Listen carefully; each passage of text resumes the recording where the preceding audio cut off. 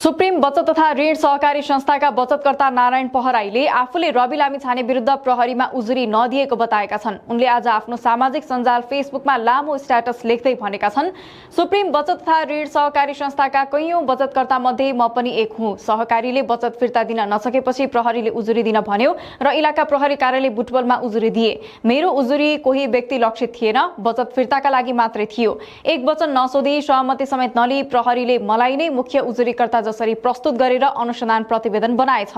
नारायण बहादुर पहराई समेतको जाहेरीले वादी नेपाल सरकार भनेर रूपन्देही जिल्ला अदालतमा मुद्दा पनि चलाइयो। बचत फिर्ताको आग्रह बाहेक कुनै व्यक्ति विरुद्ध किटानी जाहेरी दिएको थिइन, तर रवि लामिछाने विरुद्ध मैले नै किटानी जाहेरी दिएको जसरी प्रचार गरिएकै छ, यो प्रचारमा सत्यता छैन।